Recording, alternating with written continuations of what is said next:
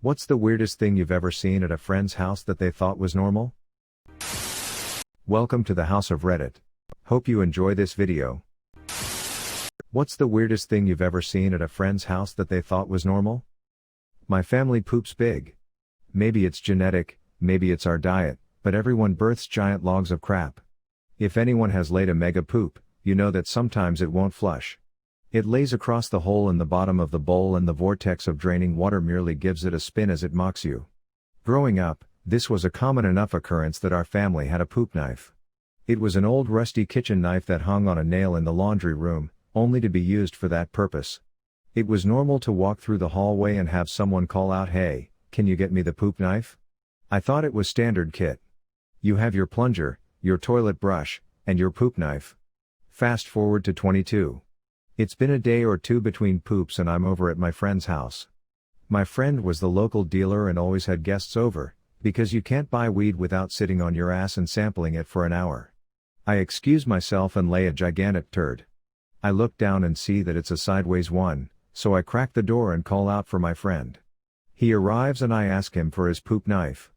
My what? Your poop knife, I say. I need to use it. Please. WTF is a poop knife? Obviously he has one, but maybe he calls it by a more delicate name. A fecal cleaver? A dung divider? A guano glaive? I explain what it is I want and why I want it. He starts giggling.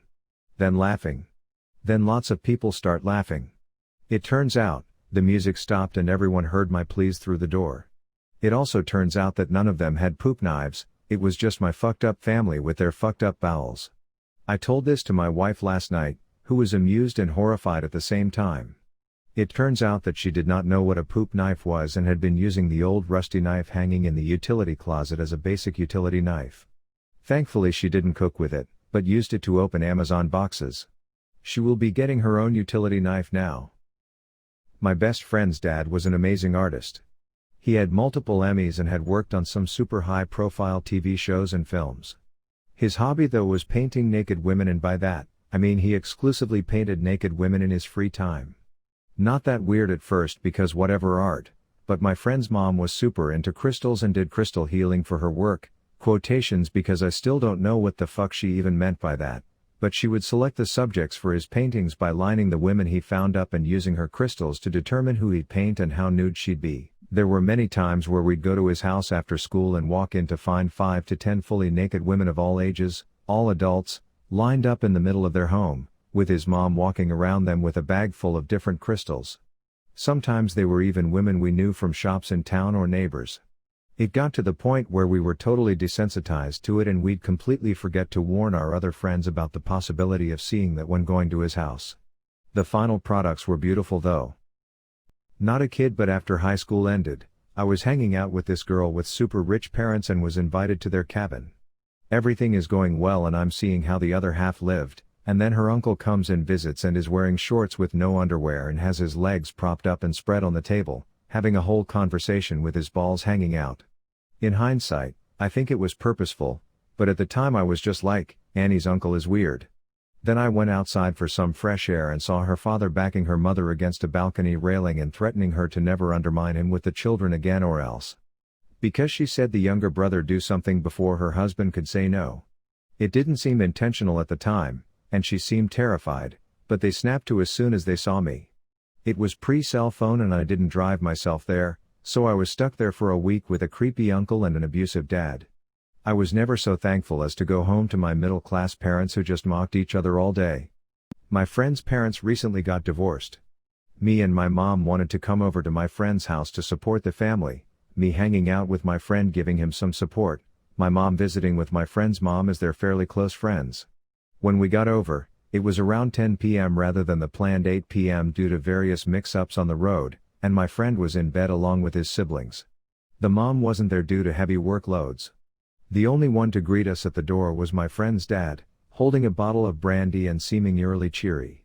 It turns out a sexually confused, buzzed, grieving father in the middle of a divorce with his kids in bed upstairs doesn't really create a comfortable environment for an attractive lady.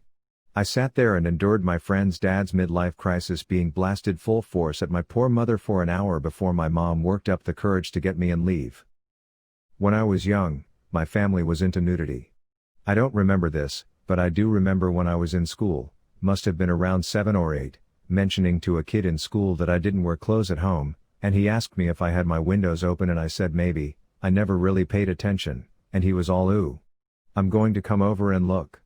Note that I lived in an apartment building, not on the ground floor, so people couldn't just walk by and see my naked family. After the kid said that, I felt really uncomfortable about the nakedness. It was the first time I learned that other people thought it was weird. I don't think we were ever naked in front of non-family members, though. My parents would have been too worried about what other people thought of us. I was letting a guy rent my house for the summer while I was out of town on an internship. I came back to town and had to get something out of my house. I couldn't get in touch with him, so I let myself in. One of my bedrooms had a mattress on the floor. No sheets or anything. And it was surrounded by 5 or 6 lights on individual stands, lights that might be used like as spotlights in a theater. They were all pointed at the mattress. It was really creepy. I never asked him about it, but I also never let anyone rent from me again. I have a friend, or rather friendly acquaintance. I've known him for 15 years, he's a stand-up guy, very civilized, gentle and humane. I know for a fact he stands up for the weak and is not a racist, based on 10+ years of Facebook posts about justice and love. He hosted a small party one time. I walked into his main room in his small apartment and there is Nazi imagery everywhere. Swastika flags on the walls, an SS uniform on display, copies of Mein Kampf, propaganda posters, the works. It was like a museum. Turns out it was, of sorts. When he saw my jaw drop, he hastily assured me that he wasn't a Nazi, he was just fascinated by them. He didn't admire what they did or stood for, he was just really interested in that period of history, specifically the how a small group of dedicated revolutionaries could threaten the entire world and do what they did. It is interesting that he didn't think to tell anyone to expect this, he seemed to think it was normal enough not to warrant at least a warning. When I was young, my neighbor's mom was a hoarder. Our play area was about a 10 by 10 area of toys amongst piles and piles of random crap in the back of the basement, and she'd warn me not to step on anything because it's mom's special stuff. It took me until I was a teenager to reason, hey, that's not how a house is supposed to look. Weirdest part is the dad was a doctor, went to school with my friend's dad who was a well-respected surgeon, and said this guy was pretty much a hack and somehow barely made it through med school, but still you would think a doctor would notice this. All I can think is that's why he was never home and was a chubby middle-aged dude in some old convertible. Must have been a hell of a prenup and he couldn't leave her and couldn't have cared less about her mental status. I went to a friend's house for the first time to find her mum in the back garden twirling a broom with a kitchen knife taped to each end like a middle-class Darth Maul. She'd been a majorette back in the day, so figured she could do it still, but with knives. My friend wasn't fazed at all. Her mum was bipolar and regularly did unusual things, I presume while in manic phases. She once drove down a dual carriageway blasting AC/DC with some of our friends in the boot, voluntarily. She'd been a model when she was younger and showed us the album of professional photos of her in bikinis etc. She regularly set fire to the kitchen while cooking experimental stuff. In contrast, my friend's dad was an unassuming, quiet, IT manager. He never even really acknowledged what his wife was up to. I had a business and a sister of my dad's friend requested a service. When I went over to their house for an estimate, I walked into their basement and boom, found a rooster. A freaking red rooster, violent little guy too. The husband of the sis told me a neighbor come looking for a rooster, but they claimed they hadn't seen it. But they had found it and kept it. The sister told me that rooster was her father. When I said what, she explained that the rooster was the spirit of her father. I didn't question it, just found it strange, but I do not like to judge people when they allow me into their home. I know roosters are common but not 10 minutes from NYC.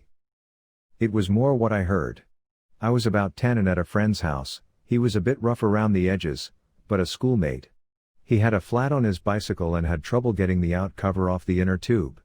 His father came to help, and when he exposed the tire, my friend said, "What's happened to it? It's rotten." His father replied, "So's my fucking arse." My mate laughed hysterically and I felt strangely uneasy about it.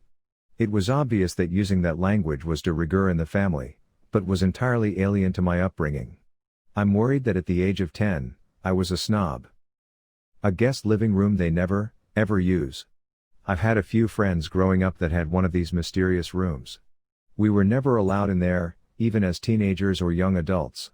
Hidden behind French doors, furniture covered in plastic protective coverings, etc. The story was usually that it was for their parents to entertain their important friends in, not for playing or relaxing. I thought it was totally bizarre. I grew up in a small rural town. No one had fancy guests or anything. My house certainly didn't have a dust shrine like that.